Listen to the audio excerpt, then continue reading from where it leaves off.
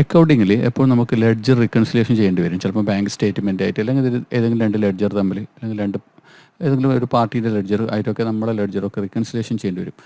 അങ്ങനെ ചെയ്യുമ്പോൾ നോർമലി ഇവിടെ ഞാനിപ്പോൾ രണ്ട് ഷീറ്റ് കാണിച്ചിട്ടുണ്ട്, sheet 1, sheet 2. Okay, sheet 1, sheet 2, അതിൽ ഡേറ്റ് ഉണ്ട്, റെഫറൻസ് ഉണ്ട്, ലൊക്കേഷൻ ഉണ്ട്, എമൗണ്ട് ഉണ്ട്.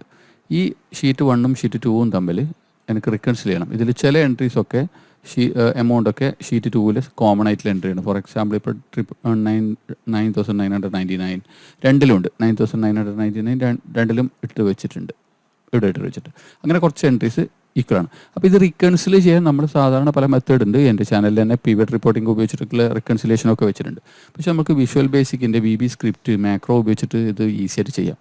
അത് ChatGPT ഉപയോഗിച്ചുകൊണ്ട് നമ്മൾ VB സ്ക്രിപ്റ്റിൻ്റെ കോഡ് ക്രിയേറ്റ് ചെയ്ത് വെച്ചിട്ടുണ്ട്. ChatGPT ആണ് തന്നിരിക്കുന്നത്.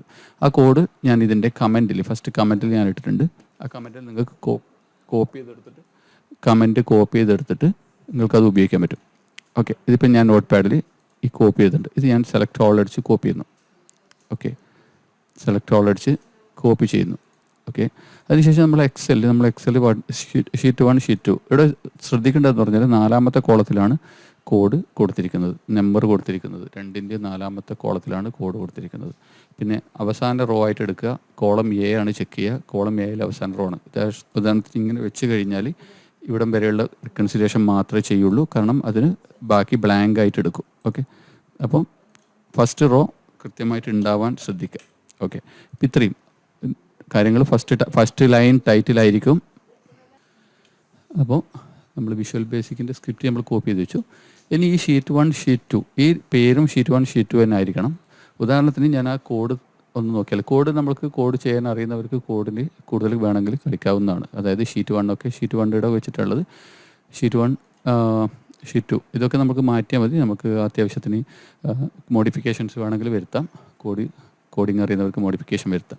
ഓക്കെ, നമ്മൾ Alt F11 പ്രസ് ചെയ്യാം. Alt F11 പ്രസ് ചെയ്യുമ്പോൾ ഇങ്ങനെ വരും. അതിൽ മൊഡ്യൂൾ ഇൻസേർട്ട് ചെയ്യാം. എന്നിട്ട് അവിടെ ആ കോഡ് പേസ്റ്റ് ചെയ്യാം. ഓക്കെ, കോഡിൻ്റെ പേര് ബാങ്ക് റിക്കൺസിലേഷൻ എന്നാണ്. കോഡ് ഇൻസേർട്ട് ചെയ്ത ശേഷം Alt F8 പ്രസ് ചെയ്യുക. Alt F8 പ്രസ് ചെയ്ത് കഴിഞ്ഞാൽ ആ ബാങ്ക് റിക്കൺസിലേഷൻ എന്ന് പറയുന്ന കോഡ് കാണാം. അത് റൺ ചെയ്യുന്നതോടുകൂടി ബാങ്ക് റിക്കൺസിലേഷനും, അതായത് 5ാമത്തെ കോളത്തിൽ ശ്രദ്ധിക്കുക, 5ാമത്തെ കോളം ബ്ലാങ്ക് ആക്കി ഇടണം, അതല്ലെങ്കിൽ അത് ഓവർ റൈറ്റ് ആകും. ബാങ്ക് മാച്ച് ID എന്ന് പറഞ്ഞിട്ട് 2, 3 അങ്ങനെ കോഡ് റെഫറൻസ് ഇട്ടിട്ടുണ്ട്. അതേ സാധനം തന്നെ ഇപ്പുറത്തും ഉണ്ടാവും. ഓക്കെ, അപ്പോൾ 2 എന്ന് പറയുന്നത് 8063 ആണ്, അത് ഇപ്പുറത്ത് 2 എന്ന് പറയുന്നത് 8063 ആയിരിക്കും. ഫോർ എക്സാമ്പിൾ 999 നോക്കിയാൽ 9,999 4 ആണ്, ആ 4 തന്നെ ആയിരിക്കും 9,999. സോ ഇങ്ങനെ നമ്മൾക്ക് ഈസി ആയിട്ട് എത്ര റോ ഉണ്ടെങ്കിലും നമുക്ക് റിക്കൺസിലേഷൻ ചെയ്യാൻ പറ്റും.